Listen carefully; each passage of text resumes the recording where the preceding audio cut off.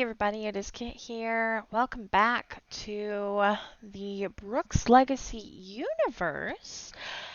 Slightly kind of like it's like the Fractured Wanderer series, like it is a series. It's gonna have its own little playlist.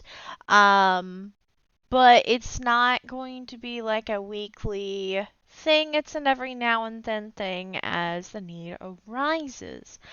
Um But yeah, welcome to A Guardian's Purpose. With, well, Red. Our good old boy Red. If y'all were wondering why he hadn't died yet. This should give some answers. I've been so excited. I've been patiently waiting. Very impatiently waiting. I love the Brooks, I do. But I love the Fractured Wanderer, and I also really love what I did with this series, this little what have you, this story as well. I love Red, and I love it. So I'm really excited to get into it. I hope you guys enjoy it, and we'll be back with Andy and Hope next week. But this seemed like a perfect little way to get this in here. Also, if you were wondering why Red wasn't with, where did Red go? Well, he was put with a pet sitter, and well, then he kind of quietly disappeared for a few days um, to do, well, this. And then he went back to the pet sitter, who didn't tell Andy crap. Mainly because Andy didn't have cell reception. So, yeah.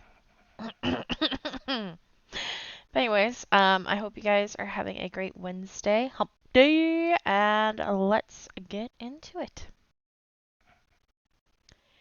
Everything changed the day a young boy came across a young Kit alone in the woods.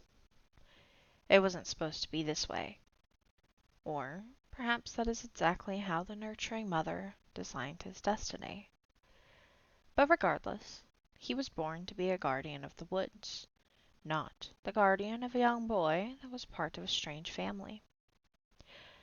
Still, Andy and his sister found Red not long after his birth and took him home, away from the forest he was to protect. He found a new destiny in this boy and his family. It is here with this family that he has been all this time. Does Red often wonder what would have happened to him if he had decided to run away from that offered hand? Sometimes. But Red felt a kinship to the boy and decided to go with him. Thus his fate was changed on that remarkable day. He became a house pet and a guardian to a family. He watched as the boy and girl who happened upon him in the woods grew into fine young adults. And he watched as the cloaked one came to collect more than a few souls from the home he stood watch over.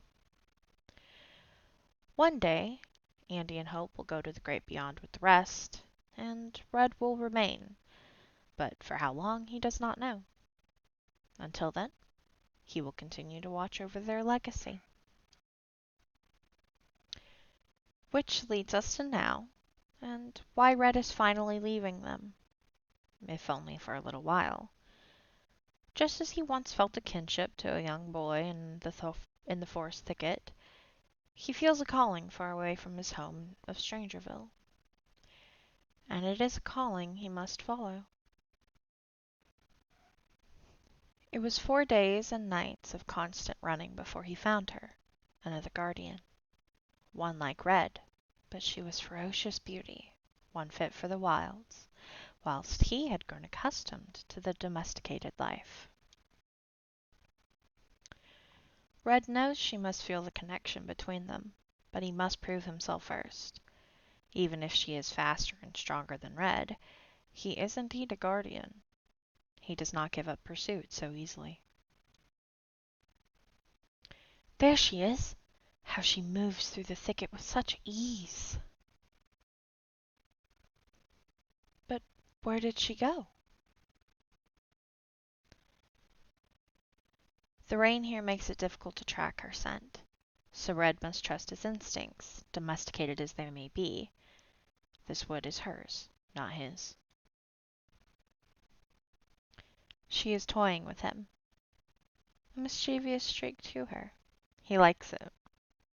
She will make a good mate. And off they go again.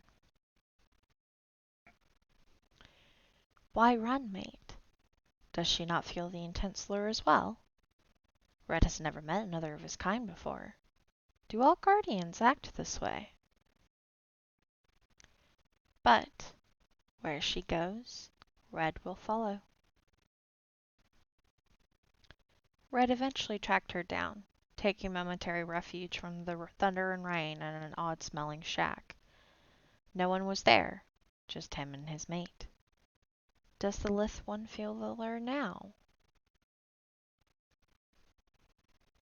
Perhaps. Or perhaps not. Maybe it is the wet smell in his fur. Well, it's not as if Red can go rollin' Andy's dirty laundry. No matter. Red will wait for his love. Red leaves his mate now. It is instinctual, he believes, to mate and pass on the duties of the older to the younger, but he cannot stay to watch as their young are born.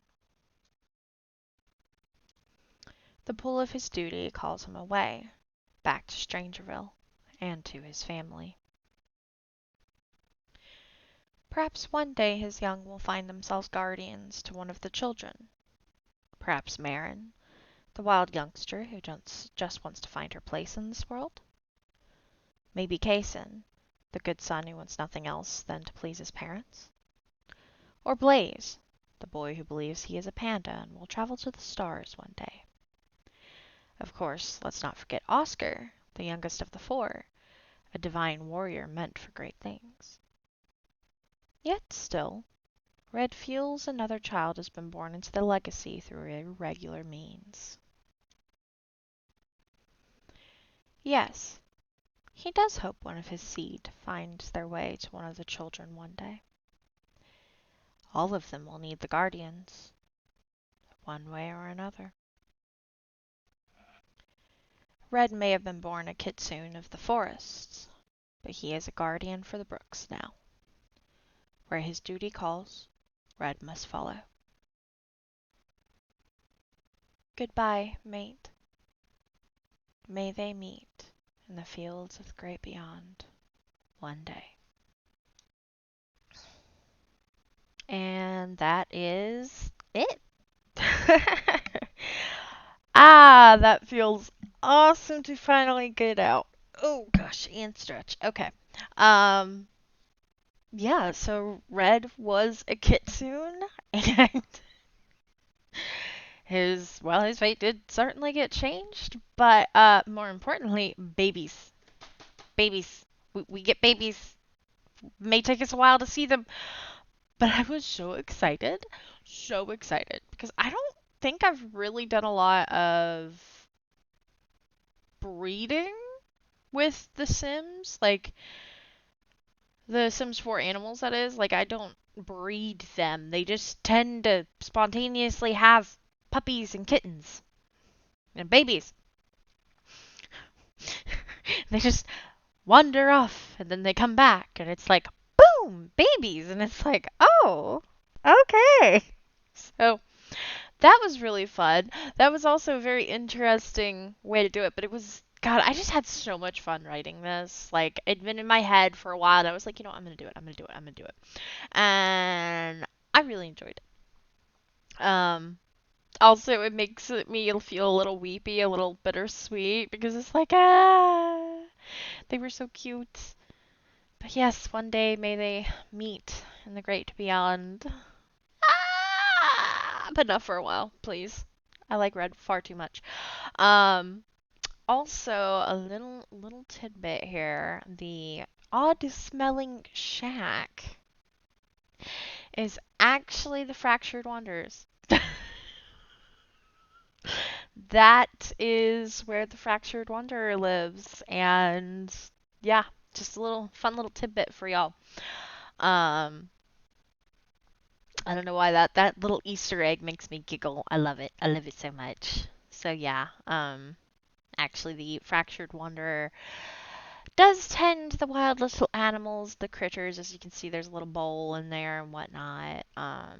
She lets them come in. She leaves some food. She's a kind soul, and I adore her. I can't wait to get back to her story as well. Um, God, I just want to get back to the save. I just want to get back to the save. I want to keep going, but like we're like halfway there. I think we're halfway there, kind of. Maybe a little less than halfway, but we're certainly past 45%, I think. See, it's harder to do videos than it is to do writing blog posts, but then you have the problem of storage. And I don't have that problem with YouTube. So there's that. So, plus, I mean, making the videos and all of that. I don't know. I find it fun. But anyways, I'm done rambling. I hope you guys enjoyed this. Thank y'all so very much for watching. That is going to be it from Red for a while, but I hope that kind of answers some questions that may or may not have been quietly wondered because I don't think anybody's asked. But yeah, Red is going to be around for a little while. He lasts longer than any normal animal should because he is a kitsune. And he's got a job to do. So, anyways. That's going to be it for the books this week. And like I said, next week we are back with our regularly scheduled programming in Strangerville and Del Sol, respectively, for Andy and Hope. And see what surprises wait at home. Anyways, I hope y'all have a great rest of the week. And I will see you when I see ya. But don't forget, where the water's slow, legacies grow. Bye!